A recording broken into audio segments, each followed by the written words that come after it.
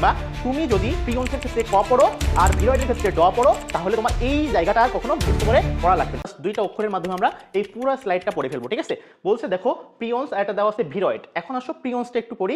বলছে দেখো প্রিয়ন্সের এখানে যদি একটু পড়ি, ফার্স্ট যে ইনফরমেশনটা তুমি পড়বা দেখো, এটা আবিষ্কার করছে বিজ্ঞানী স্ট্যানলি এবং বলছে দেখো এটা হচ্ছে নিউক্লিক অ্যাসিড বিহীন একটি প্রোটিন আবরণ, ঠিক আছে।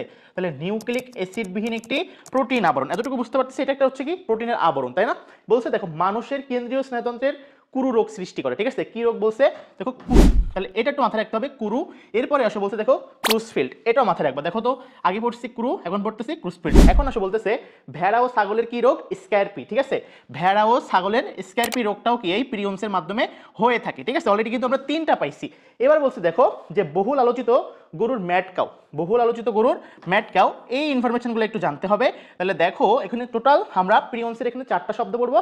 একটা হচ্ছে প্রোটিন আবরণ, একটা পড়বো হচ্ছে ক্রুসফিল্ড, একটা পড়তেছি কুরু, একটা স্ক্যারপি, আর একটা হচ্ছে কি বলতো ম্যাড কাউ।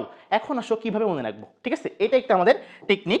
এখন বলতেছে যে কিভাবে আমরা মনে রাখবো। দেখো তুমি এই প্রিয়ন্সের এখানে একটা জিনিস মনে রাখবা, প্রিয়ন্সের এখানে একটা শব্দ মনে রাখবা, সেই শব্দটা হচ্ছে ক, ঠিক আছে। সেই শব্দটা আমাদের কি ক, এই ক বলতে বুঝবা প্রিয়ন্স। তাহলে দেখো ক দিয়ে কুরু, ক দিয়ে ক্রুসফিল্ড, ক দিয়ে স্ক্যারপি। স্ক্যারপি কি উচ্চারণ হচ্ছে, এটা ক উচ্চারণ হচ্ছে না।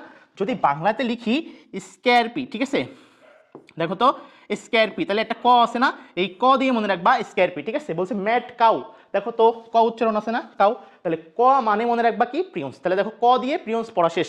এবার আসো বলতেছে দেখো ভিরয়েড, তাহলে ভিরয়েডের এই জায়গাটা বলছে দেখো ভিরয়েড, এই ভিরয়েডের এখানে একটা জিনিস মনে রাখবা, সেটা হচ্ছে খুবই দারুণ একটা আমাদের অক্ষর, সেটা হচ্ছে আমাদের ড শব্দটা মনে রাখবা, ঠিক আছে। তাহলে এই ড দেখো ভিরয়েডে কি আছে, ড আছে। এই ড যদি তুমি মনে রাখো দেখো ভিরয়েড তোমার পড়া শেষ, ঠিক আছে। এখন বলতেছে দেখো কেবল উদ্ভিদ দেহে রোগ সৃষ্টি করতে পারে, কি বলছে কেবল উদ্ভিদ দেহে, ঠিক আছে। তাহলে উদ্ভিদ, তাহলে উদ্ভিদের এখানে একটা ড উচ্চারণ হচ্ছে না, ড যদি একটু বলি যে উদ্ভিদের এখানে আমাদের কি উচ্চারণ হচ্ছে ড, কারণ কি বলতেছে উদ্ভিদ, এই দকে একটু ড মনে করলা, ঠিক আছে। বলছে দেখো যে এখানে বিজ্ঞানী আবিষ্কার করছে, দুইটা বিজ্ঞানী নাম দেওয়া আছে, না পড়ি খুব ইম্পর্টেন্ট না।